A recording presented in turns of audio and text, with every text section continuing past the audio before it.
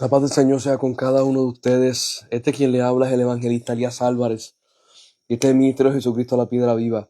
Me estoy riendo porque le di para empezar y no me ha acomodado esto todavía. Este ministerio corre con 2 personas nada más.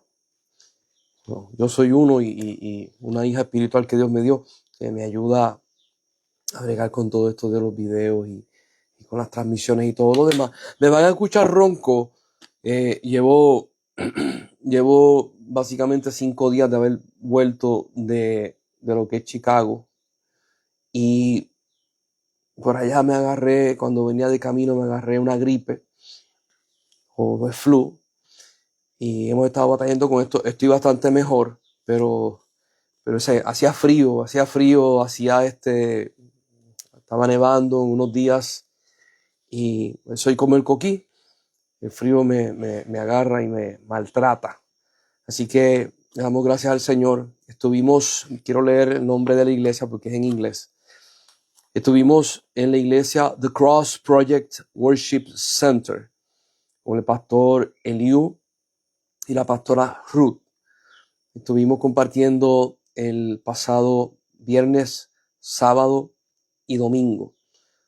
Fue una bendición para la iglesia, fue una bendición para mi vida poder exponer la palabra de Dios y poder enseñar. Y pasaron muchas cosas espectaculares, preciosísimas, pero esas son cosas que le pertenecen a ellos. Inclusive ellos transmitieron las prédicas y la enseñanza. Fue prédica viernes, el sábado fue enseñanza por la mañana, quizás de 10 a 12 por ahí, y después hasta las 3, creo que se extendió casi hasta las 4, y el domingo fue prédica también tipo enseñanza, porque Dios me dijo: no vas a predicar, vas a enseñar. Y fue de mucho gozo. De verdad que el pastor no estuvo el primer día, no estuvo el viernes. Él estaba en el hospital. Le dio un episodio del corazón y le pusieron una mallita el sábado.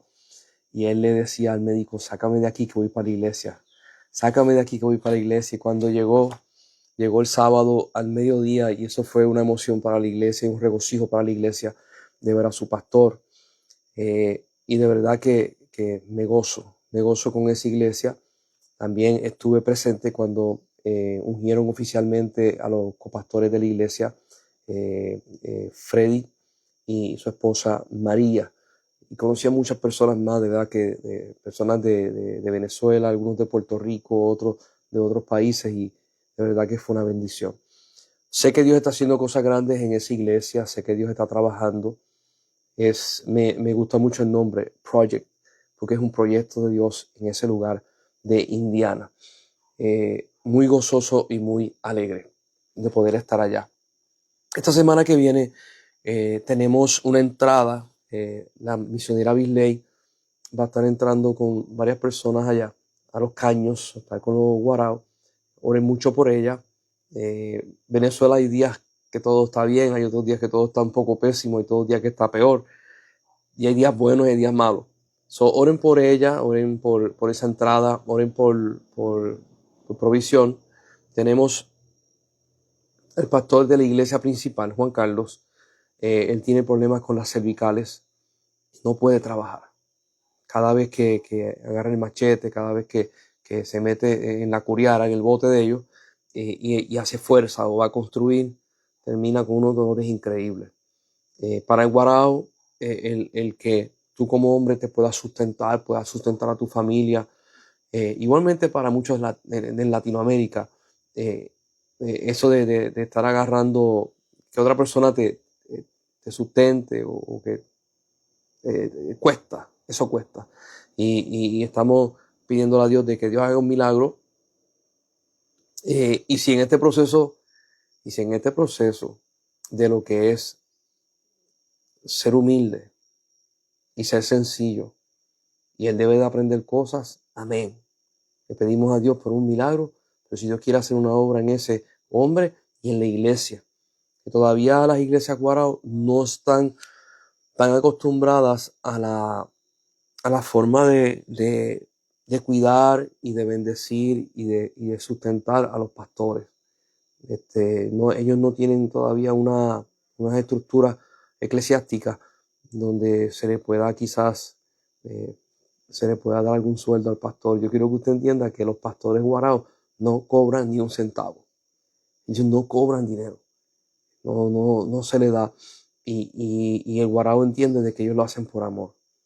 Nosotros acá estamos pidiéndole a Dios a ver cómo nosotros podemos quizás ampliar esa forma de pensar bíblicamente para que se pueda honrar a los hombres de Dios y se pueda dar provisión para ellos. En este día me van a ver ronco y perdón por la ronquera, tengo agua y varias cosas aquí. Yo vine de Indiana, en realidad llegué al aeropuerto de Chicago, me recogió allí el pastor Misael Salas,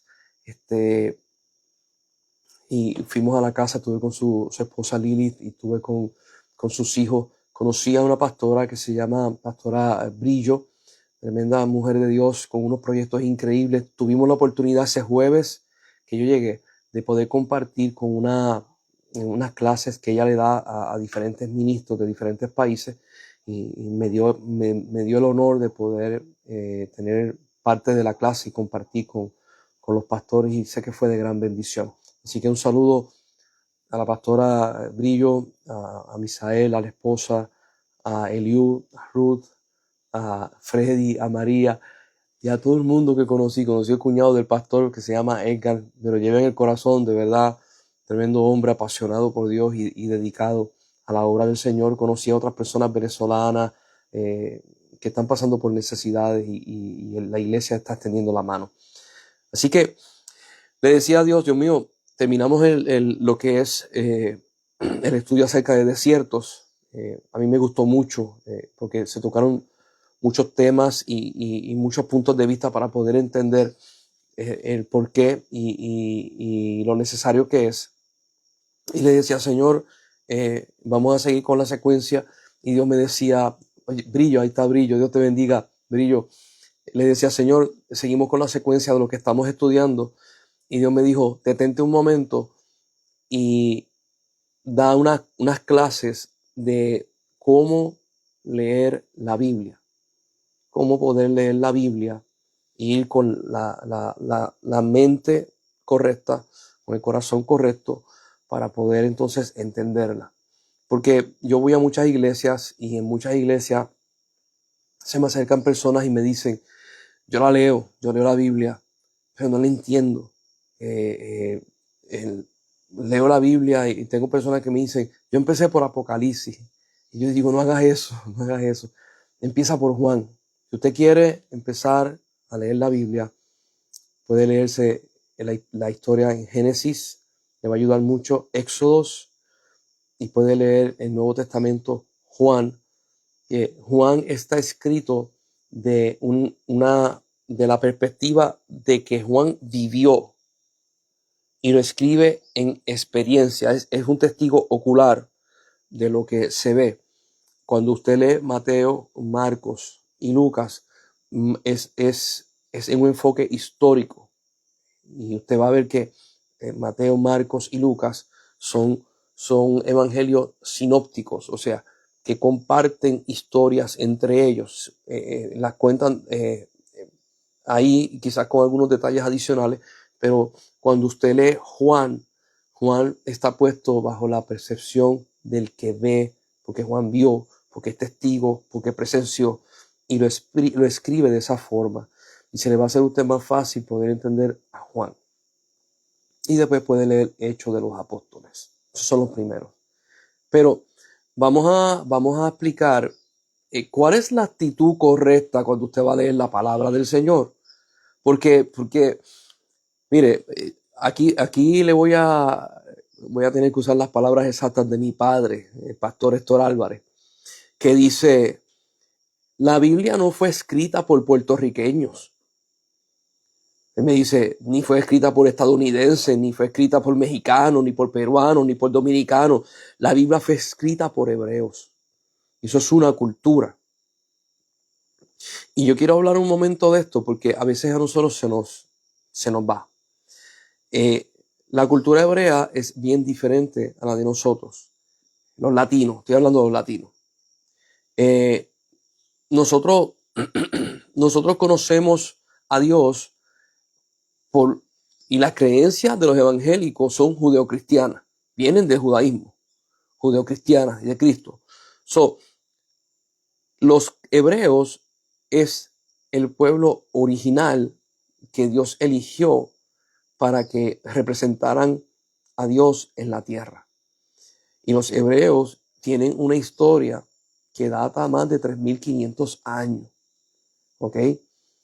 Cuando usted lo mira de ese punto de vista y usted compara el descubrimiento de Puerto Rico, Centroamérica y Sudamérica, que tiene 500 y pico de años, nosotros no nos comparamos históricamente en esta abundancia de historia, en esta abundancia de generaciones, en esta abundancia de documentos escritos y documentos pasados y contados y vividos.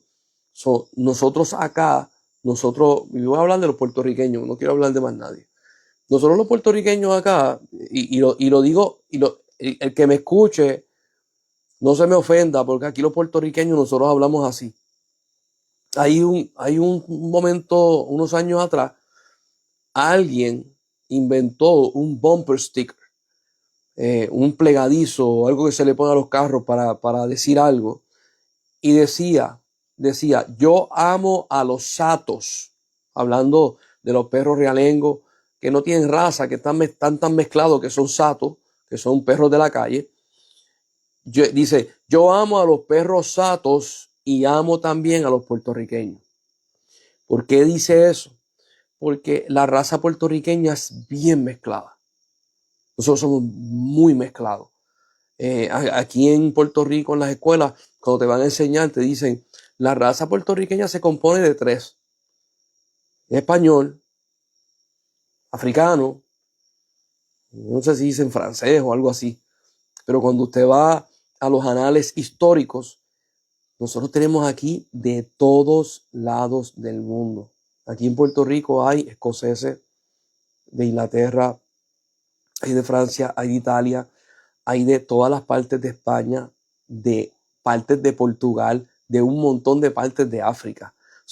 Nosotros somos, en Puerto Rico, nosotros somos una cultura, una raza sumamente mezclada, al punto de que hace 2 años atrás, o 1 año y medio atrás, se hicieron unos estudios en Estados Unidos buscando cuál era la raza más saludable del mundo entero. Y da la casualidad de que salió en Puerto Rico una mujer, creo que entre Caguas y el centro de la isla, que es la persona más saludable del mundo entero.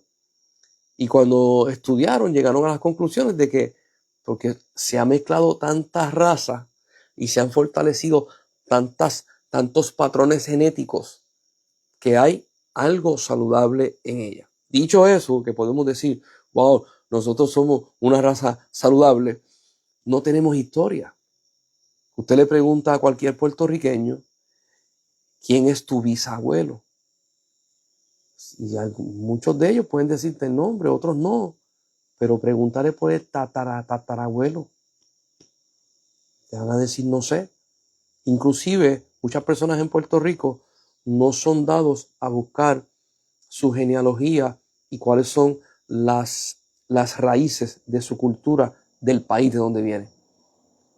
Nosotros tenemos una visión corta en lo que viene siendo en generaciones.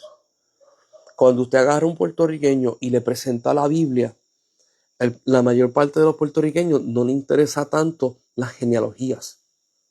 La genealogía de Adán, la genealogía cuando llega a Noé, la genealogía cuando te habla acerca de Abraham, Isaac, Jacob, y no le interesa, porque en su cultura no es de gran importancia porque no hay historia.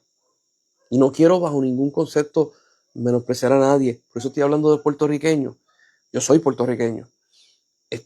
Y en mi familia, mi papá se ha dedicado a buscar todos esos antepasados, porque él se dio cuenta, ¿verdad? Y como la palabra lo enseña, de que delante de Dios las generaciones están de pie y están conectadas. Todo lo que pasó antes de que tú existieras tiene un peso delante de Dios. Y hay unas brechas abiertas para con nosotros.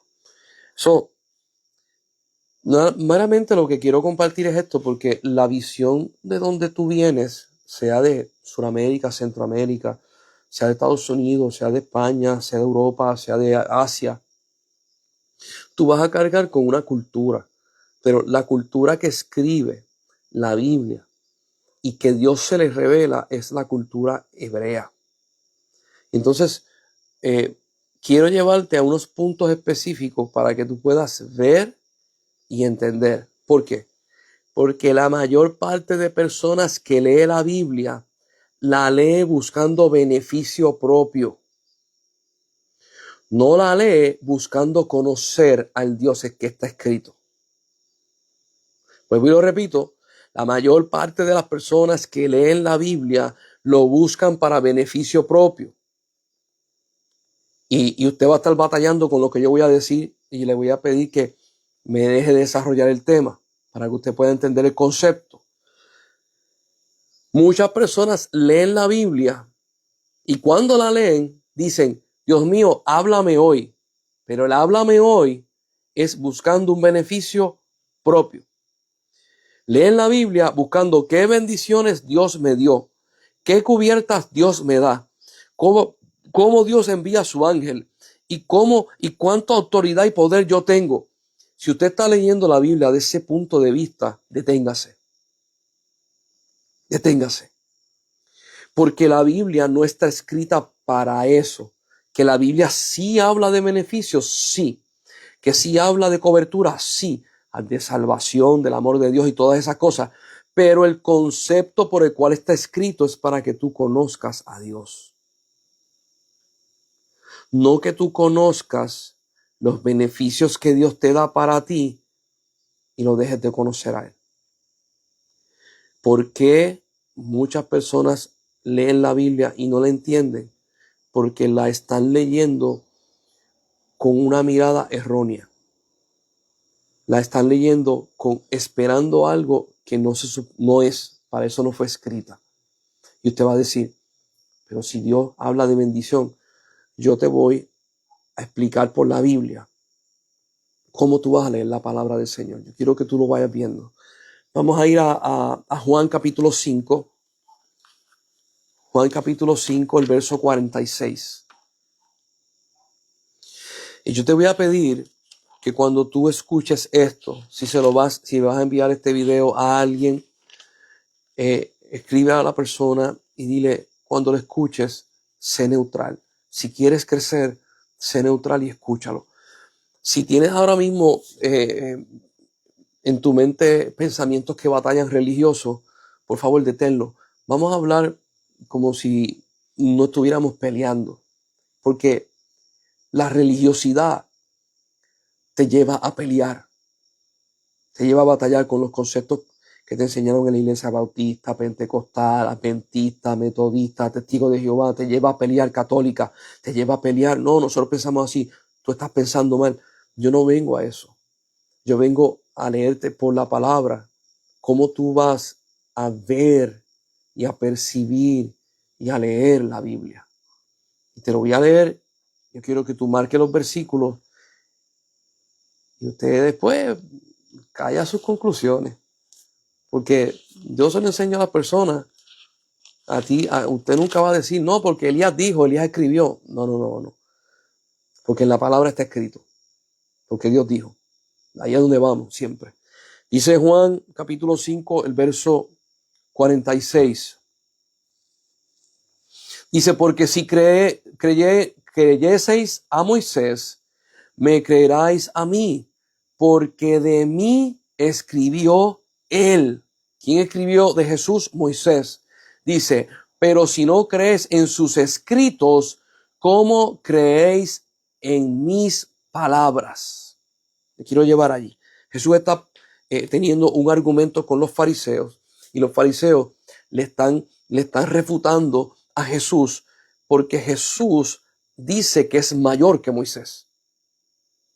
Jesús dice que es mayor que Moisés. Y los fariseos están molestos con Jesús porque cronológicamente Jesús no tiene la edad para ser mayor que Moisés. Entonces, están refutando y Jesús le dice, y estoy en Juan 5:46, si tú le crees a Moisés, me tienes que creer a mí, porque Moisés escribió de mí. Ahora yo quiero que usted entienda algo. Y esto es bien importante para lo que es aprender a leer la Biblia. Cuando Moisés escribe lo que recibió de Dios. Antiguo Testamento, usted va a ver el Padre hablando de Jesús que iba a venir. Por lo tanto, todo lo que es el santuario, todo lo que es desde los atrios, desde la puerta, que es solamente una, hacia adentro, todo lo que es el santuario, lugar santo, lugar santísimo, la mesa de los panes de la proposición, el candelero, el incenciario, pasamos al lugar santísimo, que está el arca, que tiene la tapa que se llama el asiento de misericordia, preciosísimo, que tiene los querubines mirando así hacia la tapa, que ahí caía la presencia de Dios. Dentro del arca estaba los 10 mandamientos, las 2 tablas de los 10 mandamientos, una urna con una muestra de maná y la vara de Aarón que reverdeció. Todas estas cosas describen a Jesucristo en una parte de su manifestación en la tierra y en los cielos. Todo lo que está puesto, desde las vestiduras del sumo sacerdote, desde el servicio del sumo sacerdote, desde la propiciación, desde todas las leyes, hablan acerca de Cristo. Hablan acerca de Cristo.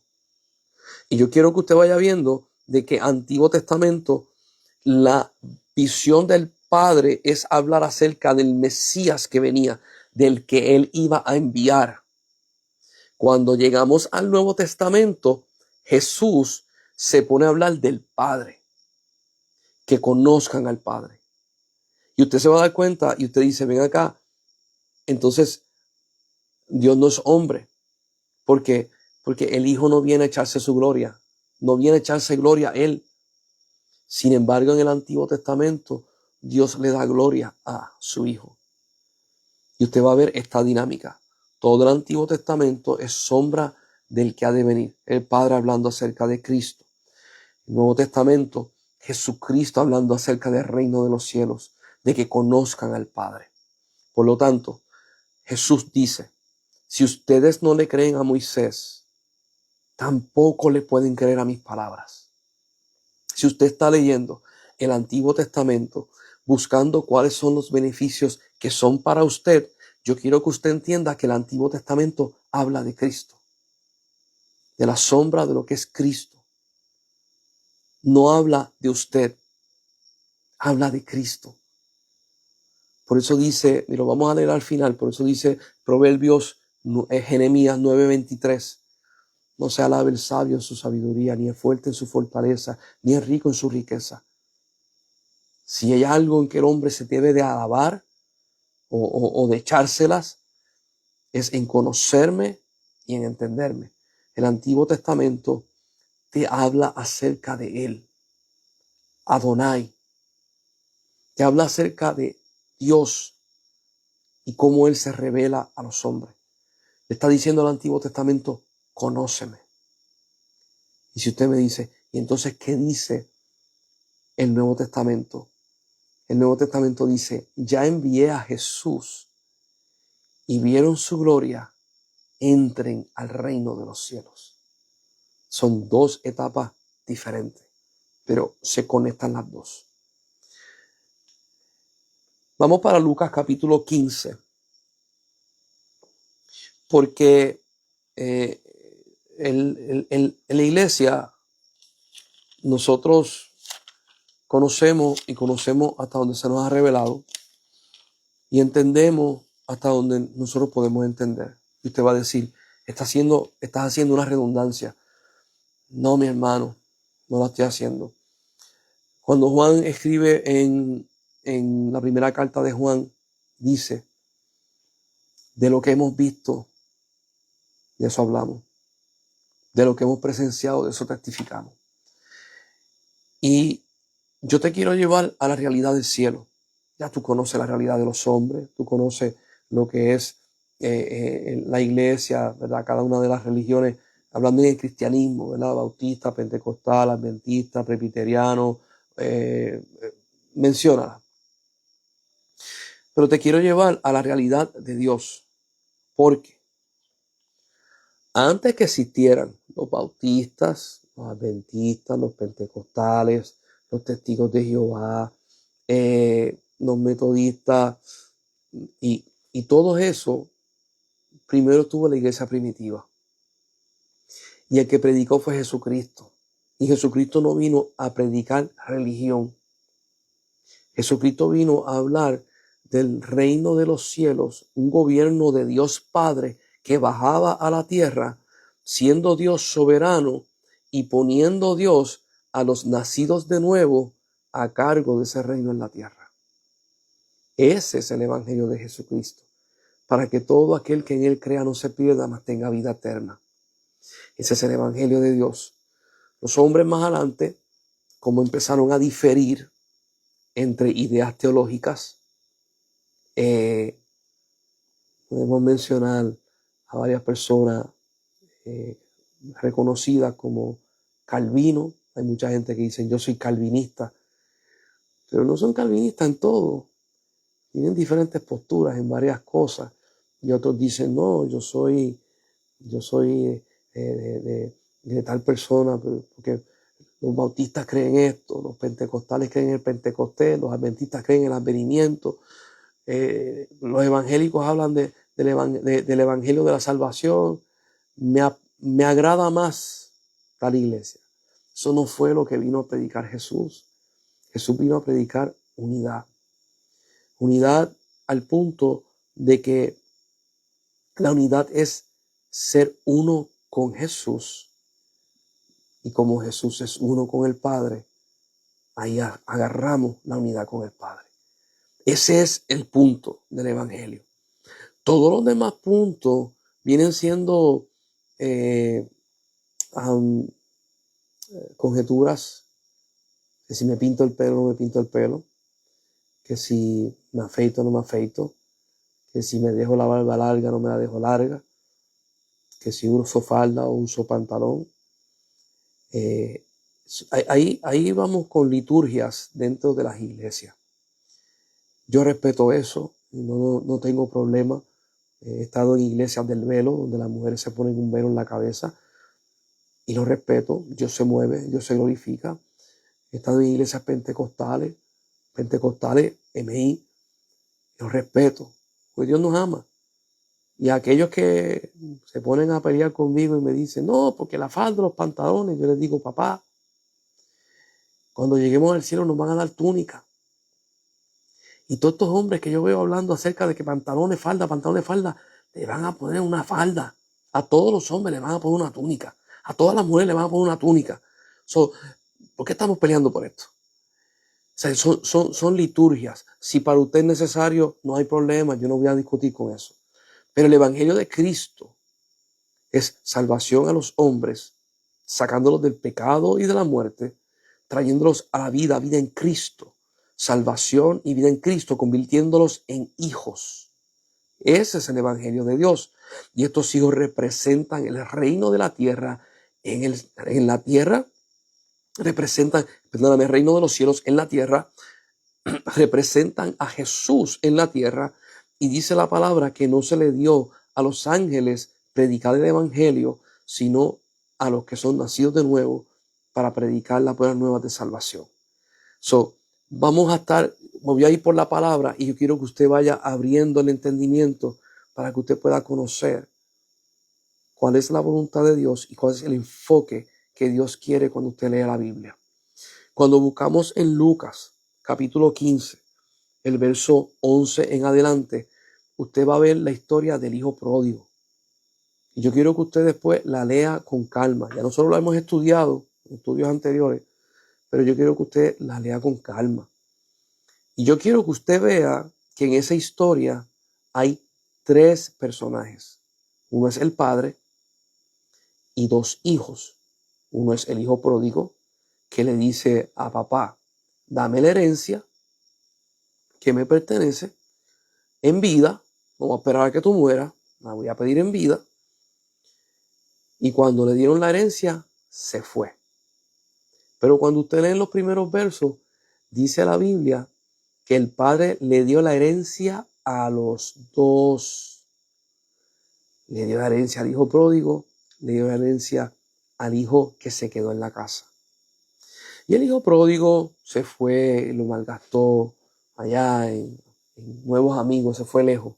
Se fue lejos para que papá no se apareciera ni supiera de él. Y se quedó, gastó en placeres, lo gastó en bebidas, tenía amistades, pero se le fue acabando el dinero. Cuando se le acaba el dinero, ya los amigos no están porque no hay beneficio. Y entonces él se ve obligado a tener que trabajar. Cuando él busca trabajo, se le ofrecen trabajo bregando con cerdos. Para nosotros, en Puerto Rico, en muchos países de Latinoamérica, el cerdo no es problema porque aquí en las Navidades la gente se come el cerdo y lo cría y no hay problema. Para el judío, Dios había mandado a que este animal no se comiera, es inmundo. Inclusive, Dios prohibió criarlo en Israel. Y hay varias razones por la cual, además de que sea inmundo. Y es que el cerdo, cuando está en el estado silvestre, daña terreno y se come las cosechas. Y donde el cerdo está, hace fango, hace lodo y eso no sirve para sembrar. Hace años atrás, en varias de las islas de Hawái, hubieron unos cerdos, no se sabe cómo, llegaron, se soltaron y tuvieron que empezar a cercarlos y a cazarlos porque estaban destruyendo la isla completa. Para un judío, trabajar con cerdos es trabajar con un animal que es inmundo. Y si tú trabajas con un animal inmundo, tú eres inmundo. O sea, tú eres pecador, tú no eres aceptable delante de Dios. Cuando dice aquí que el hijo pródigo se fue a trabajar con cerdos, es que cayó a lo más bajo de lo más bajo. Al punto que no tenía para comer y él deseaba comer la comida de los cerdos. Eso es lo más bajo que se puede llegar en lo que es la ley de Moisés. Quería comerse las algarrobas. De momento dice que él cayó en sí y se dio cuenta, dijo, ¿qué yo hago aquí? Los que trabajan con mi papá, llámalo como lo llaman en su país, peones, trabajadores por sueldo, empleados, ellos tienen donde comer, ellos tienen techo voy a ir a la casa de mi padre y le voy a decir, he pecado contra el cielo y contra ti, no soy digno de ser llamado tu hijo, recíbeme como uno de tus jornaleros para por lo menos tener comida y tener lugar. Él se va regresando hacia sus padres y dice la Biblia que el papá lo vio a lo lejos. Y yo quiero que usted vaya viendo que cuando se escribe en hebreo, y ya escucho personas diciendo, no, pero Lucas no escribió en hebreo. Tranquilo. Griego y arameo. Se lleva un patrón de pensamiento.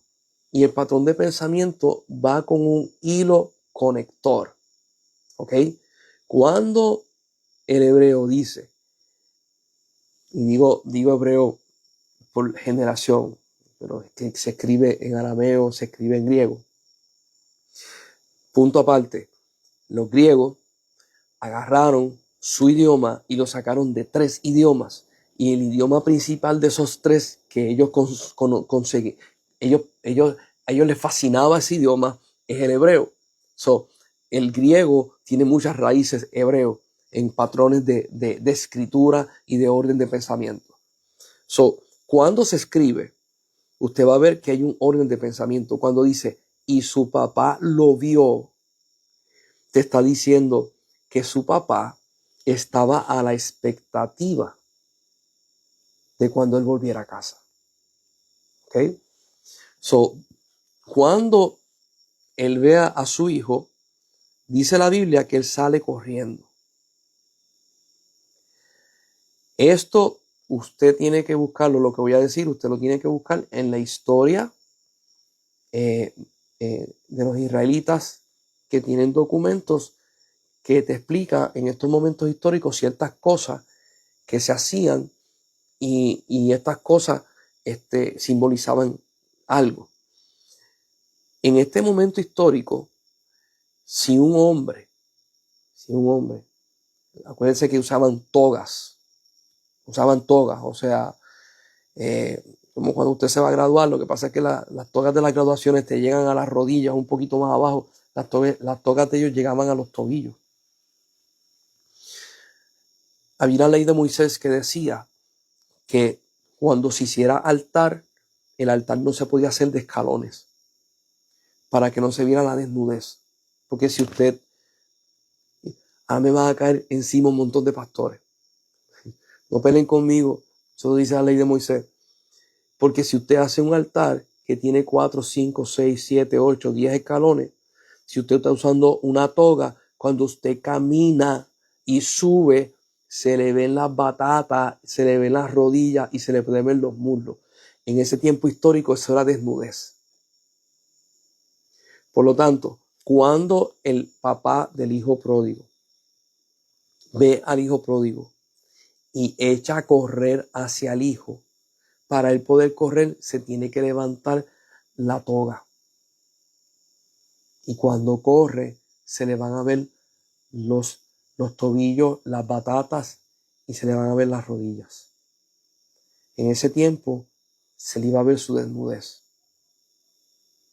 Y si usted no conoce ese punto histórico, que en muchas iglesias, Biblia, si usted se compra la Biblia Plenitud, la Biblia Plenitud tiene varias concordancias y tiene varios puntos históricos que lo ayudan a usted a poder ampliar la historia. O sea, busque Biblia Plenitud y tiene allí otra cosa que usted puede buscar como concordancia, como, ¿verdad?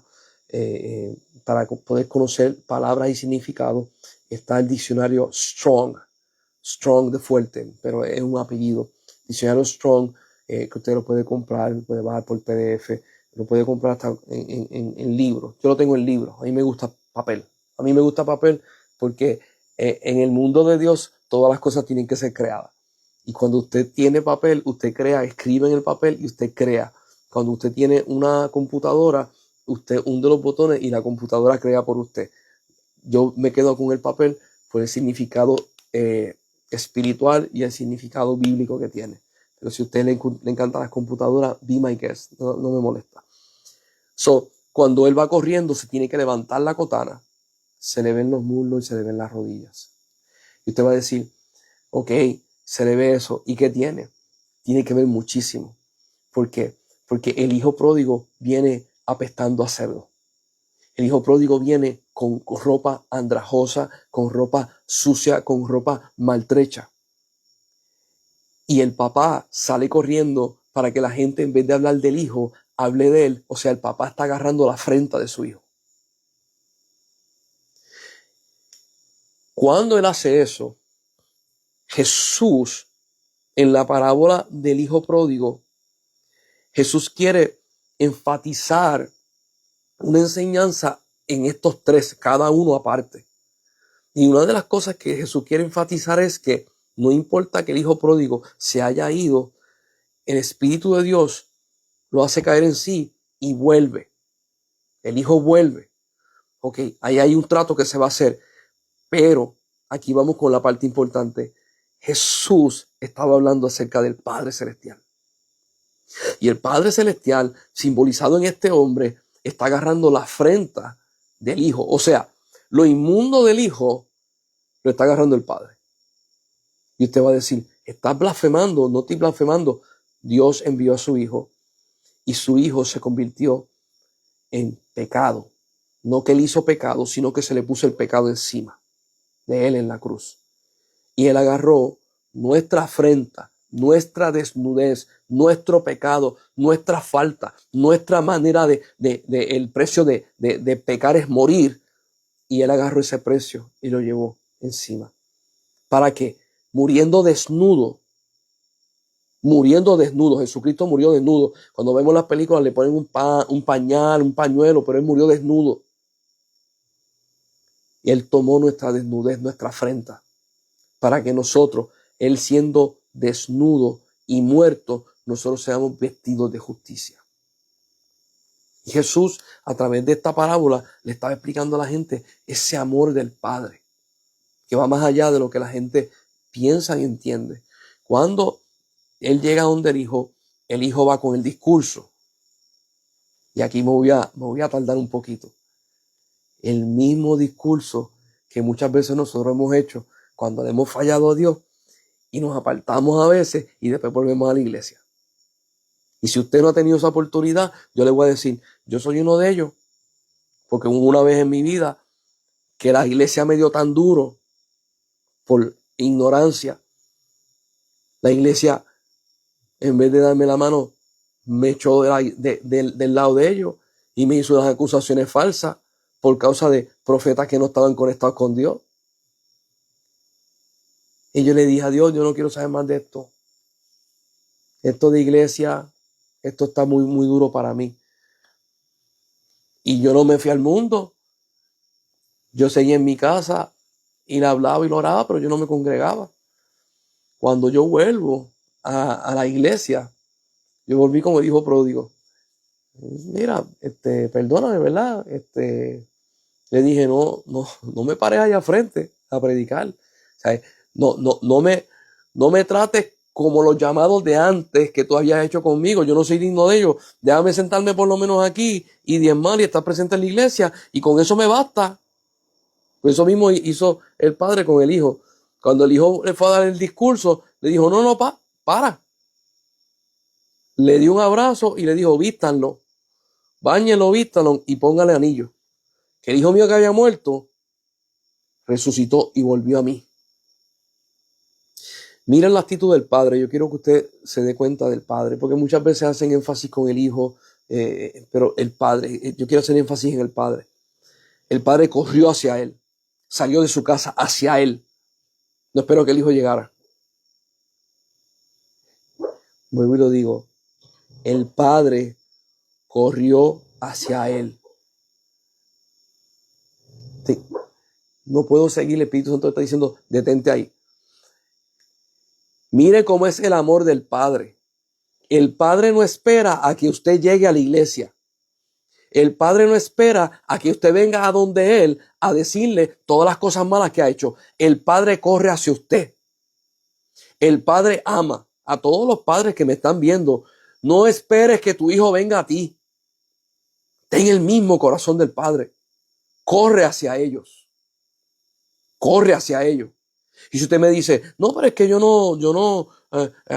mi papá era duro, mi papá, muchacho, no tenía que ir a donde él, esto, aquello, lo otro, y yo te voy a decir, ese es tu papá carnal, tu papá celestial, corre hacia ti. Y esto es algo que nosotros tenemos que cambiar en las iglesias, porque a veces sin querer enseñamos y decimos algo que la Biblia no lo establece. Yo quiero que usted entienda esto porque esto es algo demasiado crucial en las iglesias. Yo escucho a veces a los pastores porque se le enseñaron. No porque lo aprendieron de la Biblia, porque se le enseñaron. Que dicen, Dios no te necesita a ti. Eso no lo dice la Biblia. Deténganse antes de que se pongan a hablar. Dios no te necesita a ti. Tú necesitas a Dios.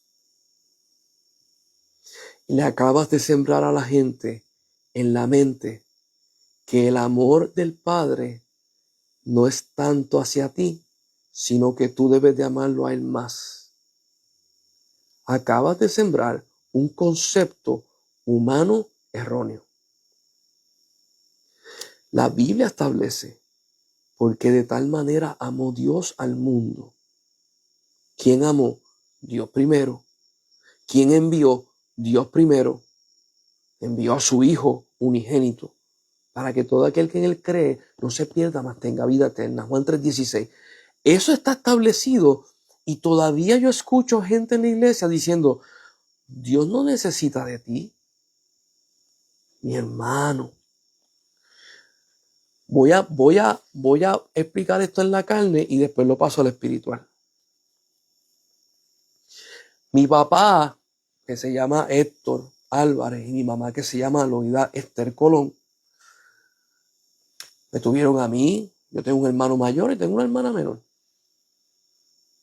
Entonces yo soy hijo. Ahora, pónganlos a ellos al lado mío. A mis dos padres y estoy yo. Y tú me dices a mí que ellos no me necesitan a mí. Que yo soy el que los necesito a ellos.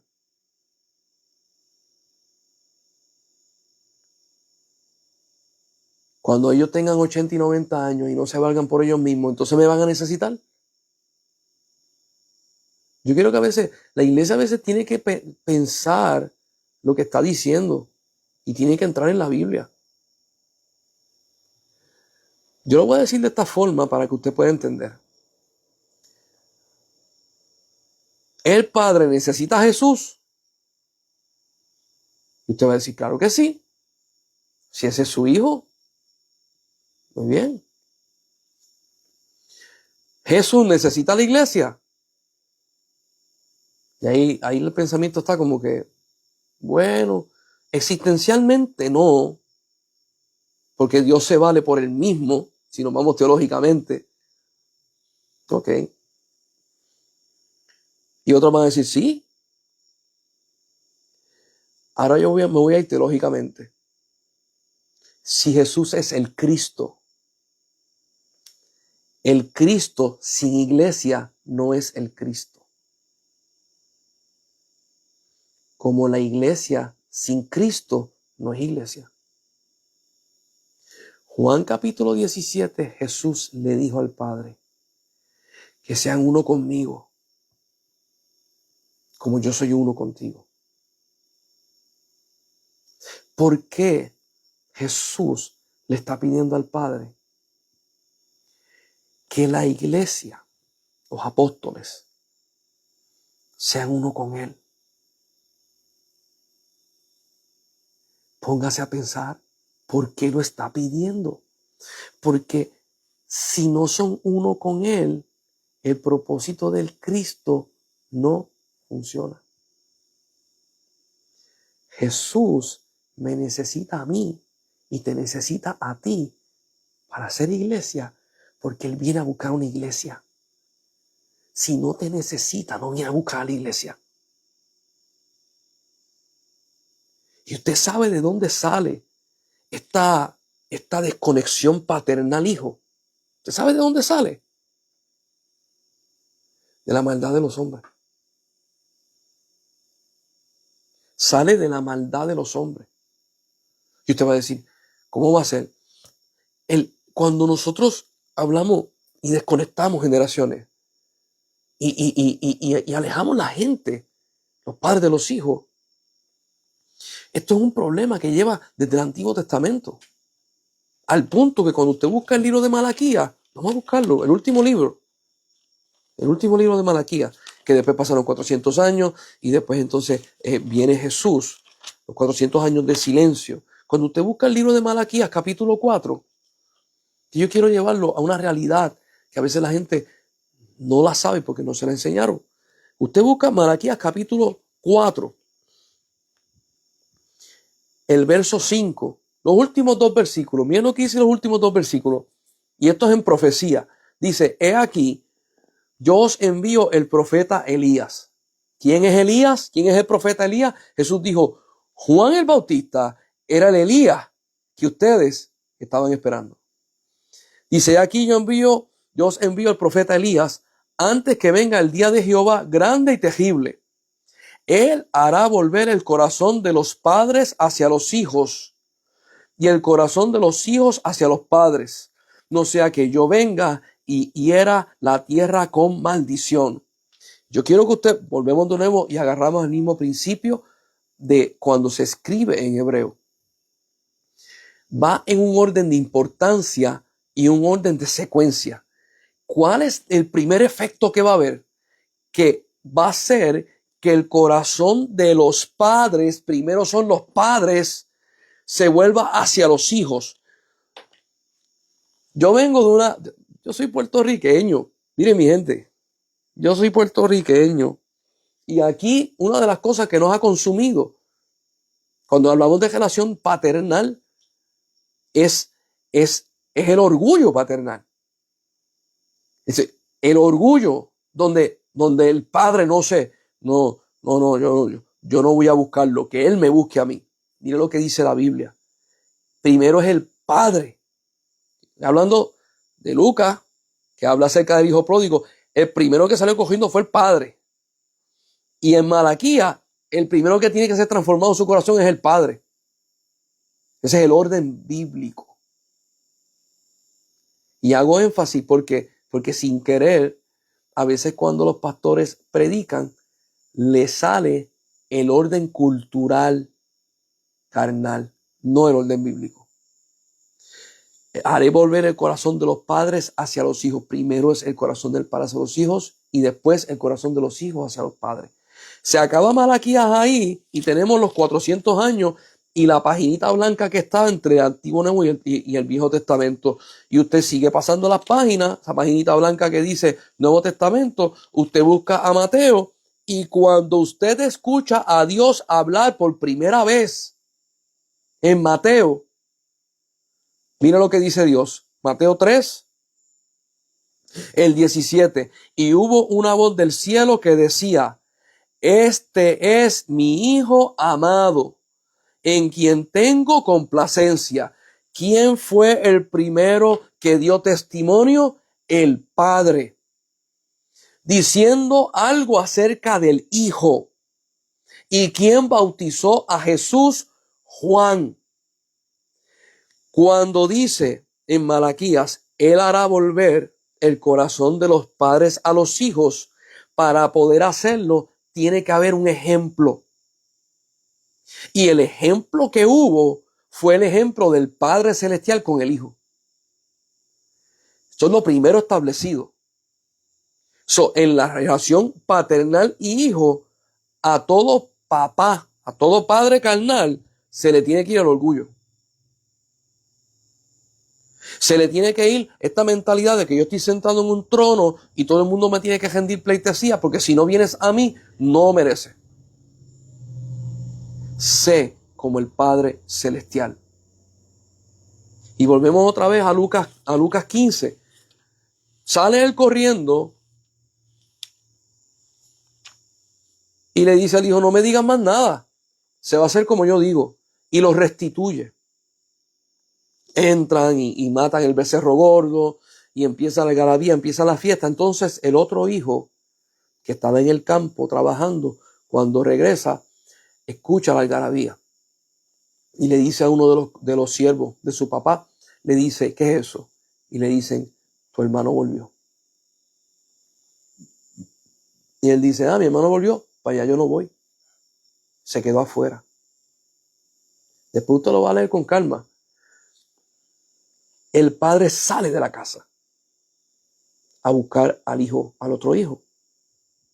Y yo quiero que usted entienda, cada uno de los hijos tipifica los hijos de Dios con comportamientos diferentes. Uno es el que conoció a Cristo y con sus propias fuerzas quiere manejar las cosas y quiere hacer las cosas. Se reventó, se dio cuenta que no y mira para atrás para estar bajo la cobertura de su padre otra vez. El otro que se queda en la casa es aquel que está en la iglesia, es aquel que diezma, que ofrenda, es aquel que ora, que ayuna, que no se ha ido de la iglesia, que le es fiel al Padre, pero no le conoce.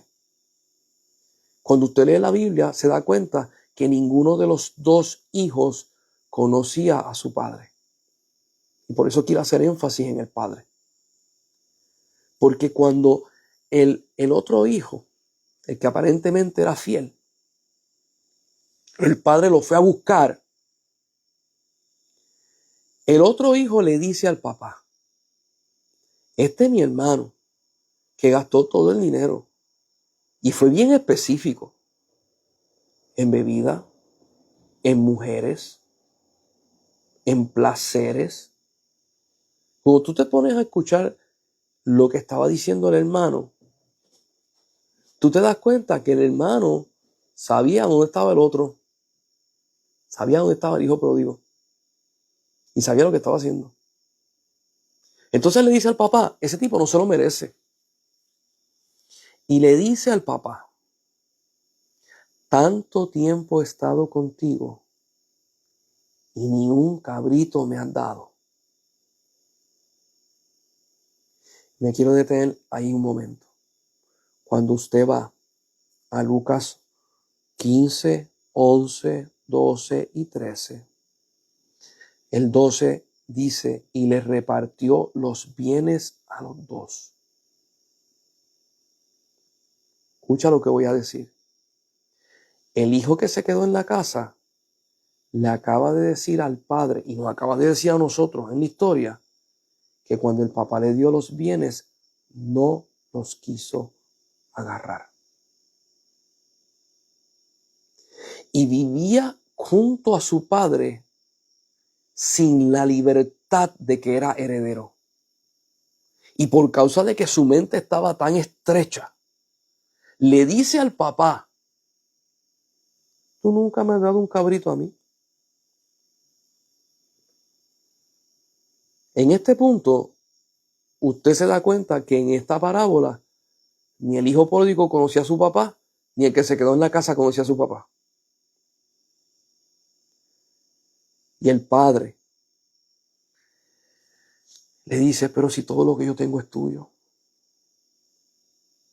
ven y celebra conmigo. Cuando usted lee la parábola del hijo pródigo, usted se da cuenta que el padre se quiere revelar a todo el mundo, sean los que están dentro de la casa, como los que están fuera como hijo pródigo. Y que el deseo de Jesús es que conozcan al Padre. Eso usted lo va a ver en todo el Nuevo Testamento. Conoce a Jesús, conoces al Padre. Nuevo Testamento, conoces a Jesús, conoces al Padre. Vamos para Juan capítulo 4. Quiero llevar una mentalidad para que puedas leerlo y puedas ver cómo está escrita la Biblia y pueda ser de mucho gozo poder leerla. Yo he leído la Biblia muchas veces, he leído muchos libros muchas veces de la Biblia. Y siempre que yo lo leía cuando era joven, me frustraba porque yo no entendía nada. Y era porque yo estaba buscando contestaciones a mi problema. Y, y Dios quería que yo lo conociera a Él. ¿Qué pasa? Le voy a decir uno de los secretos de cómo tú creces en Dios leyendo la palabra. La palabra de Dios está inspirada por el Espíritu Santo. Este Espíritu Santo habla de lo que está en el corazón del Padre. Por lo tanto, la inspiración de la palabra de Dios viene con la esencia de Dios que es eterna. Usted lee la Biblia, usted lee un versículo hoy y lo edifica. Vuelve a leer el versículo mañana y lo edifica en otra área. ¿Por qué? Porque la esencia de cómo está escrita tiene la esencia del que la escribió en la eternidad. Y es Dios Todopoderoso, el Shaddai, Elohim, el Kankana, Adonai. Su palabra va amarrada con el autor. ¿Ok? Si usted se compra un libro en una librería, en Amazon, en cualquier de estas plataformas, usted lee el libro una vez y usted dice, mira qué chévere. Y agarró lo que tenía que agarrar. Pero la Biblia, usted la lee y es eterna. Puede estar años leyéndola y le sigue saliendo más información y más revelación. ¿Ok? Usted no puede leer la Biblia como usted lee un libro secular. Que es el bestseller. No la va a leer así. usted la va a leer con el respeto de que es el Eterno que la escribió y quiere que nosotros lo conozcamos. Otra cosa importantísima es que la Biblia dice, la profecía va a pasar, las lenguas van a pasar, esos llamamientos van a pasar, pero se queda. Dice, mi palabra no pasará. En otro punto dice, más la fe y la esperanza y el amor no cesarán. Yo quiero que usted vaya entendiendo de que el leer la Biblia es lo eterno, que se queda eterno, es valioso y te lo llevas contigo. Es más que un milagro, es más que una señal, es más que un resucitar de muertos, es más de una campaña evangelística, es más que predicar y tener una iglesia de 1000 miembros, es más que eso. Pero cuando tú la lees, la tienes que leer para conocerlo a Él, no para conocerte a ti. Y ese es el error que tienen muchas personas. ¿Qué dice la Biblia que yo puedo sacar beneficio? Te colgaste. La Biblia no está para que tú descubras el beneficio. La Biblia está para que tú descubras quién es Él.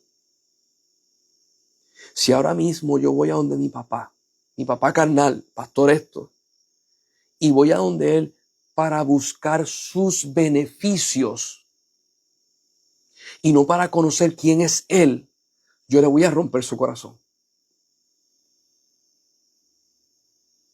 Porque Él se va a dar cuenta que yo no lo quiero conocer y entender. Y de donde yo vengo, eso se llama sacar ventaja y se va abusivo.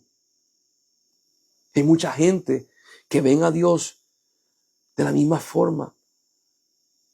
Están siendo abusivos con Dios. A Dios nadie puede abusar de Él, pero me va entendiendo, es la actitud. Mire, hace muchos años atrás, yo lo oraba a Dios todos los días y le decía, gracias por este día, gracias por la comida, gracias por la salud, gracias por mi familia, por la iglesia. Y le pedía a Dios porque me bendijera, porque guiara mis pasos, porque abriera camino donde no lo hay, porque me diera sabiduría, etcétera, etcétera. Y yo hacía estas oraciones y yo decía, Dios mío, pero es que me siento que estoy repitiendo lo mismo. Entonces yo escucho a los católicos y los católicos están rezando, diciendo lo mismo. Y yo soy evangélico, no se supone, porque no se supone, pero yo le dije, Dios mío, tú me puedes enseñar. Enséñame porque hay algo que yo no puedo ver, que necesito aprender. Y dije, Espíritu de Dios, ¿me puede guiar? Y el Espíritu Santo fue tan amable, sutil, amoroso y espectacular que me dijo, ¿alguna vez cuando tú has orado le has preguntado al Padre cómo se siente? Y yo dije, no. ¿Y alguna vez tú le has preguntado al Padre si Él necesita algo? Y yo le dije, no. ¿Alguna vez tú le has preguntado al Padre si hay algo en esta tierra que tú puedas hacer? Algo que Él ha buscado gente y no la encuentra y que tú lo puedas ayudar. Y yo le dije, no. ¿Usted sabe por qué yo le contesté que no? Porque a mí me predicaron que Dios no me necesita. Yo lo necesito a Él. Ahora va viendo porque hice ese comentario enfrente, al principio. Dios no me necesita. Y el Espíritu Santo de Dios me dijo, pregúntale. Y desde ese día mis oraciones cambiaron por completo. Padre, ¿cómo tú estás? Si hay algo que aflige tu alma, compártela conmigo. Y si yo puedo hacer algo, lo voy a hacer. ¿Cuál de tus hijos necesita? ¿Qué parte del reino de los cielos está en la tierra con necesidades y nadie va y yo puedo ayudar? ¿Cómo, Dios mío, yo te puedo sacar una sonrisa? Porque yo quiero que Dios me haga reír, yo quiero que Dios me llene de su gozo, yo quiero que Dios me llene de su espíritu, pero yo también quiero que Él se ría. Yo quiero que Él se goce. Cuando yo di estas enseñanzas en las iglesias, Casi el 99.9% de la iglesia nunca habían escuchado tal cosa. Nunca. Escuchen esto. Esto es increíble. Increíble significa difícil de poder entender. Jesús dice, cuando vayan a orar, oren así. ¿Cómo vamos a orar? Padre nuestro que estás en los cielos. Dice Abba Padre. O sea, le está diciendo papito. Esto es en confianza. Esto es cuando tú te sientes en la falda de tu papá y lo besas en el cachete y le agarras la oreja y le dices en la oreja te amo, te quiero y le das un abrazo. Él le está diciendo, esta relación de hijo y padre está. Después dice, santificado sea tu nombre. Escucha, a mí me importa mucho el nombre tuyo. Me importa mucho quién tú eres. Me importa mucho tu santidad. Me importa mucho tu integridad. Me importa muchísimo lo que está en tu corazón. Eso es lo que está diciendo. Santificado sea tu nombre. Vénganos tu reino. Hágase tu voluntad. Como se hace en el cielo, sea hecha en la tierra. Detente ahí.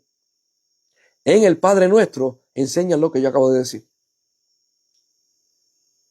Padre, ¿cuál es tu voluntad en el cielo?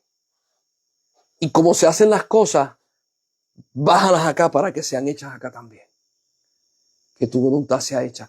¿Cuál es tu voluntad? ¿Qué te preocupa, Dios?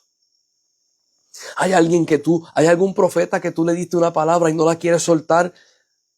Y esa palabra es inminente que caiga y yo la puedo dar. ¿Hay alguna persona que tú inquietaste para orar a por otro y no quiere orar y la necesidad está, la podemos cubrir? Eso está en el Padre Nuestro. El problema que no lo vemos es que nos dijeron a nosotros, sin querer porque le enseñaron mal, Dios no nos necesita. Dios no nos necesita. Él puede vivir solo en la eternidad. Si tú te mueres, Dios no se muere. ¡Wow! ¡Qué teología barata! Y usted va a decir, pero es que Dios no se muere. Y yo te voy a decir, es que lo estás viendo del punto de vista erróneo. Dice Efesios capítulo 1. Vamos a buscarlo. Vamos a buscar Efesios capítulo 1. Yo le dije, Señor, vamos a dar una clase de esto nada más y después seguimos. Me dijo, no, tú vas a dar una serie de cómo aprender a leer la Biblia. Y yo le dije, Dios mío, ¿pero por qué tanto? Me dijo, porque tienen el concepto erróneo desde los pies a la cabeza. Le han enseñado mal. Mira lo que dice Efesios capítulo 1, el verso 3. Dice, bendito sea el Dios y Padre de nuestro Señor Jesucristo, que nos bendijo con toda bendición espiritual en lugares celestiales en Cristo. ¿Dónde nos bendijo con todas bendiciones celestiales, espirituales? En el cielo, con Cristo. Ok. El 4 dice, según nos escogió en Él. Nos escogió en Él. ¿Dónde estábamos nosotros? En Él. Si estamos en Él, somos uno en Él. Dice, nos escogió en Él antes de la fundación del mundo para que fuésemos santos y sin manchas delante de Él. El plan de salvación fue creado antes de la fundación del mundo. Nosotros fuimos puestos en Cristo antes de la fundación del mundo. Fuimos santificados en Él antes de la fundación del mundo. Y tú me estás diciendo a mí que Dios no me necesita.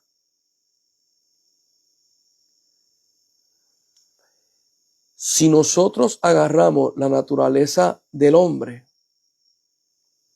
hoy en día los hijos están rebeldes contra los padres.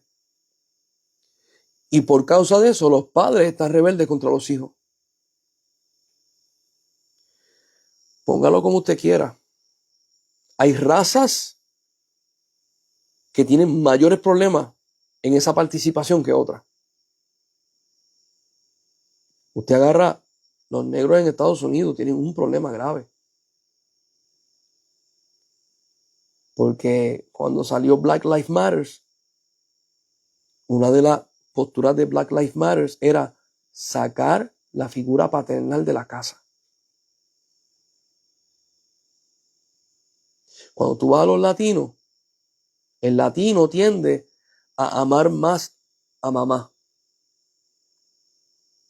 y a papá no darle tanta importancia. Te amo, pero no es tanto. Y si usted quiere ver si es verdad o no, vamos a dejar el Día de las Madres, que para el Día de las Madres eso se llenan los moles y hacen regalos y perfumes y flores y las llevan a comer y las llevan a restaurantes y mami te amo y mami te amo, mami te quiero. Cuando llega el Día de los Padres,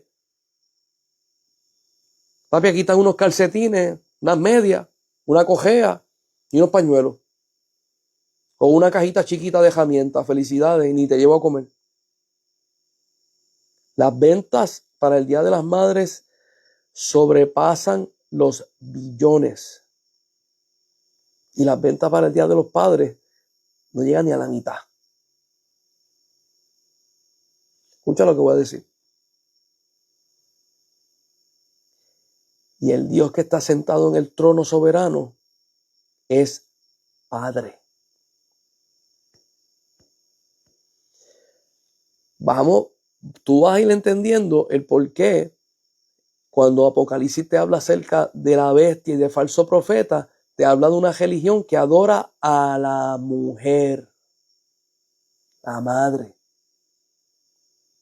¿Por qué usted cree que por tantos siglos la figura paternal, el enemigo las quiere tirar por el piso? Porque si tira por el piso la figura paternal, tira por el piso la figura del Padre Celestial.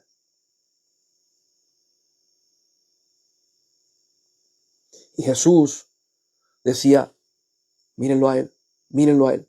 Si yo estoy, y vuelvo y leo Efesios capítulo 1, el verso 4, dice, según nos escogió en él antes de la fundación del mundo, para que fuésemos santos y sin mancha delante de él. Mira lo que dice el 5, en amor habiéndonos predestinado para ser adoptados hijos suyos por medio de Jesucristo, según el puro afecto de su voluntad. La voluntad del Padre era que nosotros nos convirtiéramos en hijos.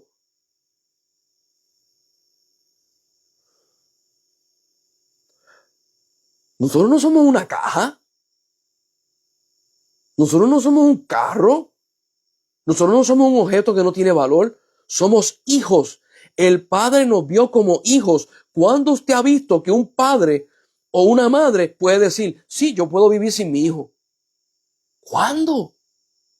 Si yo he estado con papás que yo conozco, he estado con ellos en la pérdida de un hijo, y todos me dicen lo mismo, se me desgarró el corazón, no puedo vivir. ¿Cómo nosotros parados en el altar vamos a decir que el Padre no lo necesita? ¿Cuál es la relación que ustedes tienen con Dios? Mejor, ¿cuál es la relación que ustedes tienen con sus padres carnales y con sus hijos? La relación es la relación paternal del Padre Celestial primero. Él nos viene a enseñar cómo nosotros vamos a ser hijos. Él nos viene a enseñar cómo vamos a ser padres con nuestros hijos. Usted va a ver que el Evangelio de Cristo batalla mucho en contra de la cultura humana. Por eso es que Jesús dice, el que quiere seguir en pos de mí, niéguese a sí mismo, tome su cruz y sígame.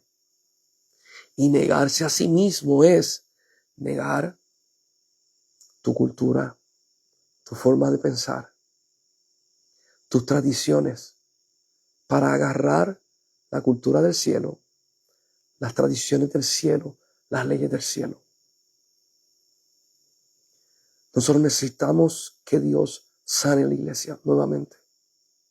Nosotros necesitamos que Dios liberte a la iglesia nuevamente.